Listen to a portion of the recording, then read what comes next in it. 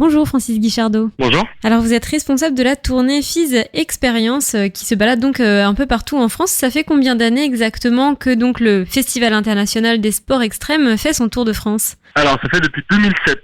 Donc les sports extrêmes se portent plutôt bien actuellement ? Exactement, en fait, déjà, au fur et à mesure des années, les sports extrêmes ont évolué en termes de pratiquants, en termes de médias qui suivent aussi les compétitions.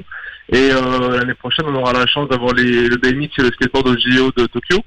De retrouver aussi le BMX de Sur à Paris en 2024. Donc certains sports extrêmes sont sur le point d'entrer dans la catégorie des Jeux Olympiques.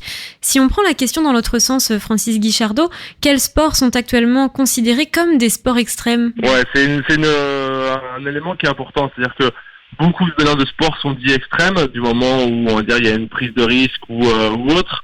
Donc nous utilisons un terme aussi qui est un petit peu différent, on utilise le terme de sport alternatif au sein des éléments du FIS. Après, ça va rassembler le BMX, le skateboard, le roller, on va dire tous ces éléments qui sont liés à du skatepark ou alors à une pratique, on va dire plutôt ancienne des sports extrêmes. D'accord, donc oui, qui sont nés dans des espaces plutôt urbains.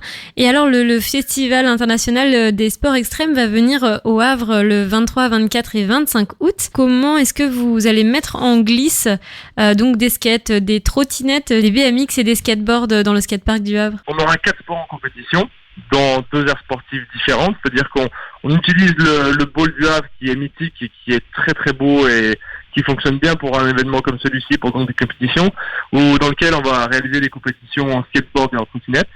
Et à côté de ça, nous le week-end, on vient installer un skatepark, on va monter un skatepark qui est dédié à la pratique du BMX et du roller. Donc ça nous fait 2 aires sportives bien différentes et bien distinctes. On vient faire de l'habillage aussi pour que l'événement soit joli. On vient ramener des éléments aussi dans le ball pour l'aménager un peu différemment et faire en sorte que la compétition chaque année évolue un petit peu. Et puis on installe autour, en relation tout ça avec la mairie du Havre, des éléments d'initiation. Donc il y aura du skimboard en initiation, je sais qu'il y aura du skateboard en initiation. On vient faire vraiment un festival autour de ces sports alternatifs, ces sports extrêmes, pour que le public puisse venir donc sur cet événement qui est gratuit, profiter des compétitions qui vont avoir lieu du vendredi au dimanche. Ce qu'il faut savoir, c'est que le FIS est ouvert à tous, donc que ce soit en termes de public, c'est gratuit, mais aussi en termes de pratiquants, il y a des compétitions ouvertes pour les juniors, pour les amateurs, pour les professionnels, et ça à chaque fois dans tous les sports, et que ce soit pour les garçons ou les filles. Et de façon générale, comment est-ce que vous faites justement pour capter les pratiquants et les pratiquantes, ou même les fans d'une région ? Alors, en termes de pratiquants, on a un gros avantage, c'est l'expérience. Ça fait donc le premier FIS qui a eu lieu, qui était le FIS de base, qui était à Montpellier, mais qui a été créé même à Palavas-les-Flots, a été créé en 97. Donc ça fait plus de 20 ans qu'on fait des événements des FIS. Donc on a, au fur et à mesure, sur chaque événement, récupéré des contacts de riders amateurs, de riders pro, de riders juniors, de filles, de garçons.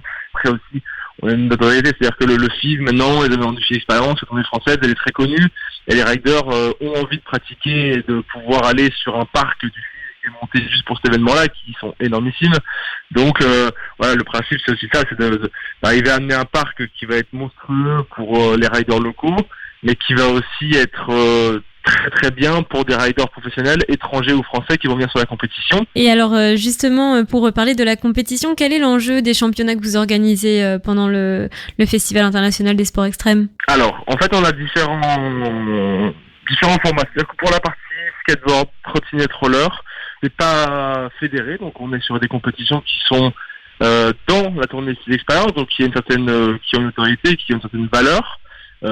Gagner une compétition de expérience et en termes de professionnels, c'est toucher des riders européens. Après, sur la partie PMX, on est Coupe de France, donc c'est-à-dire qu'on est en relation avec la Fédération française de cyclisme, où du coup on met en place ce partenariat dans le but d'être le Havre une Coupe de France, c'est-à-dire que les participants vont marquer des points pour la Coupe de France, et en plus de cela, le Havre sera ce qu'on appelle C1, et donc les pratiquants vont marquer des points pour les Jeux Olympiques. Les riders qui auront le plus de points, qui seront du coup marqués sur différents événements, en France aussi à l'étranger, vont du coup pouvoir participer au JO.